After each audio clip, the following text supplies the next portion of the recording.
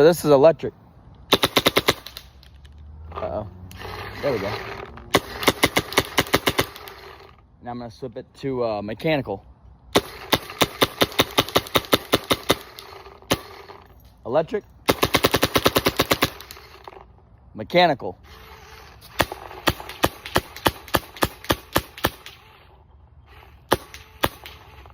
Electric. Mechanical. What's going on, nerds? So today we'll take a look at something pretty cool. The wall's looking pretty fresh. I need to get something out. Figure I'd do a little bit serious in-person review on something I truly enjoy. Tippmann Crossover.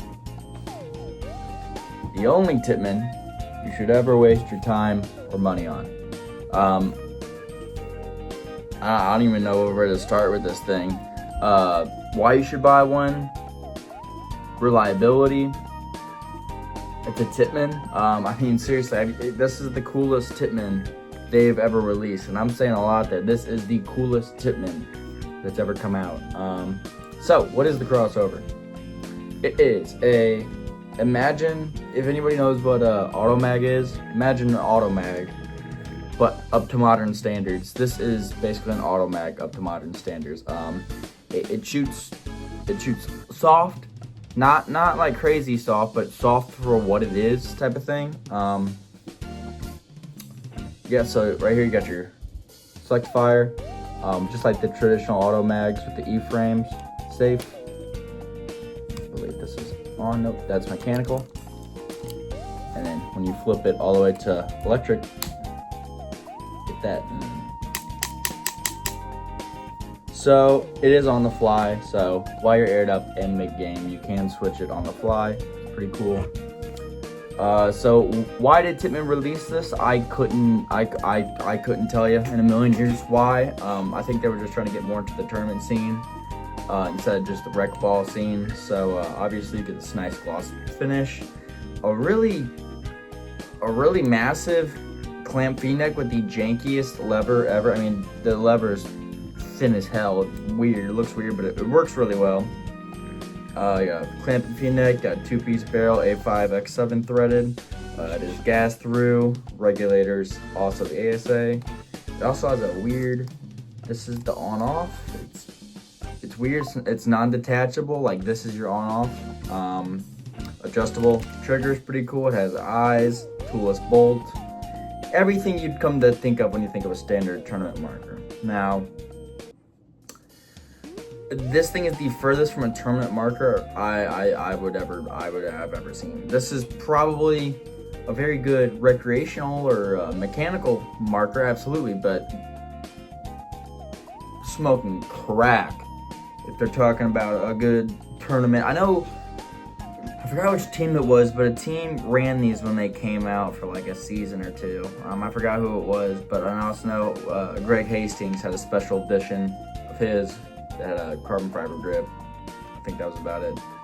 Anyway, this is the XVR. So you get 2-piece barrel, you get nice color, you get the on-off ASA, and you get that clamping V-neck, I believe. Yeah, that's about all the XVR offers. I also think it comes in a case rather than just a box. I'm not too sure. I've never, first crossover I've owned. One grip side just houses the battery, nothing crazy. I would take it apart, but I've already tried taking the frame off, and it doesn't seem to want to come off very easy, and I'm not going to force anything, and I don't want to break anything, so we're just going to leave the frame on for right now, but it's basically an automatic setup. The cool thing is the eyes are a wire running along here,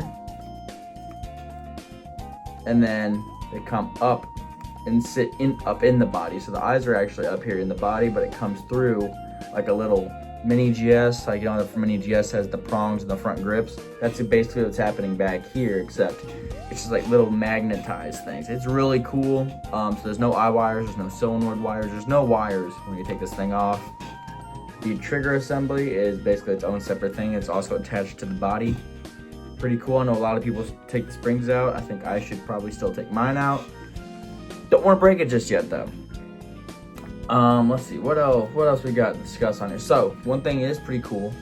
I am 90% sure if you could somehow plug the gas through, that you can run a standard ASA, because there is a hole, and then when you do blow through it, there is air going through the bolt. So I'm pretty sure if you really wanted to, you could run a standard macro line setup, CP reg, interception designs reg, whatever reg and whatever ASA combo you wanted. But man, I would maybe do that for a Lux 1.0. I would not do that for this thing. This thing is fine how it is. I mean, there's like 1-2 O-rings that you have to maybe search if it leaks. You're fine. And the regulator really isn't that complicated. I've taken it apart, lubed it already. Really good. So, basically the XVR for you. Nothing too crazy. Let's take the barrel off so we can actually. This is a 2-piece. It's not a fake 2-piece. It's a real 2-piece. And then the XVRs did come with a A5X7 to Cocker adapter, but mine didn't come with that, unfortunately. Alright, so we got the crossover and all its glory, right? And we're going to take a look at this bolt assembly, because this bolt assembly is just very reminiscent of an auto mag. One or two things I want to say before I take the bolt out. One, my serial number does not say XVR. It says MKT 0106. So I don't know if this was one of their first editions, one of their prototypes. I'm not sure, because it is a gloss too. It's not a matte finish like the rest. It is a gloss finish. And my buddy says he's never seen anything like this. I think that's pretty cool.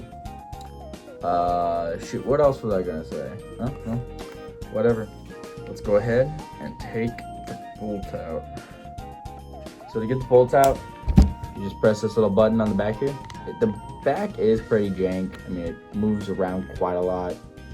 It's a Tippmann, I wouldn't worry about it. Press it, comes back, and then you actually grab this, and that's how you twist out your bolt. Do not stick an Allen key in here. Do not stick an Allen key. There, you see a little hole? Do not stick an Allen key in there. Just use your hands. You're gonna thank me later.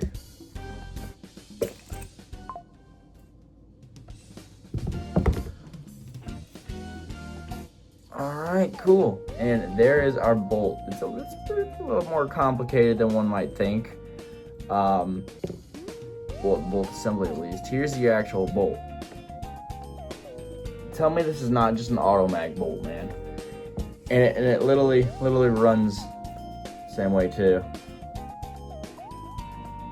Spring, return spring. I mean, it's basically an auto mag bolt clone. It does shoot smoother than an auto mag, I will say. People were really harsh on these for being quite a harsh shooter. These things are fine. These things are fine. The worst shooting modern marker I've ever shot in my life is the Dangerous Power E1. Those things actually are like incredibly harsh for fucking no reason. You shoot it, you feel like the bolt's gonna just come out the barrel. Those things are terrible.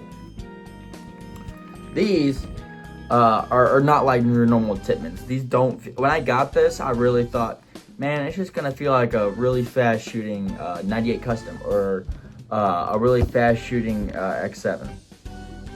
Dude, it doesn't. This thing really does feel very good, like all the time. And in mechanical or electric, the trigger pull is almost the same. Same strength, same length, same stroke. I mean, it is. You can be consistent. You can do that in mechanical, and that is really nice. For the fact that came out in I think when these come out, 2011, 2012, I think 2012. These were way ahead of the curve. Back then, I think they were still shooting 10 or I think PSP was gone by then. Were they shooting 12.5 back in 12, or were they doing 10.5? Whatever. Mechanical didn't make a comeback until very recently, around 2019, 2020. If they release this now, this thing would fucking explode. Like, this would pop off. But I don't think in 2012 everybody was just still obsessed with fast, fast, fast, fast, fast, fast. I don't think they're too obsessed with, or they were too obsessed with mechanical play. But now, dude, you can find these all day. 200, $100 for a regular one, non-tested. For next VR, you're looking at like 350, maybe 300. I would get one. I would get one 100%. These are so fun. I don't know if you can tell too, but the amount of space here is absolutely absurd. You have your regular feel. I mean, even this feels pretty thick, but it feels good, normal. When I hold a gun, I have to like extend my arm like I have a fucking foregrip on a actual like machine gun. Like, dude, this is how it feels. It's huge. It is huge. This is a very long gun. This is the longest gun out of, even it's longer than my autococker, right? It's longer than the Impulse. I mean, this thing is huge. It's not big. It's just very long. It takes up about two of my hands worth of space, when the normal gun just, it takes up one palm. This thing takes up freaking two. I mean, if you're a big guy, dude, you can hold this all sorts of funky ass ways. Honestly, this is kind of nice. Yo, I think I may have found why they did that. Is actually nice. So I guess you could just hide behind a bunker without having to shoot with your bad. You could just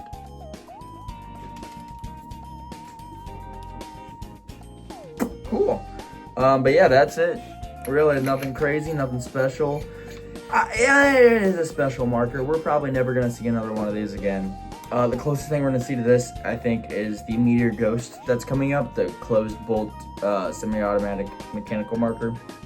I think that's gonna be pretty cool for everybody, but I don't think it's gonna explode. Tippmann, release another one of these. Please release another one of these. We want this.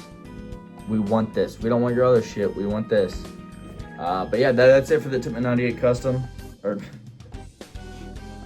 Tippmann Crossover. That's it for the Tippmann Crossover review, guys.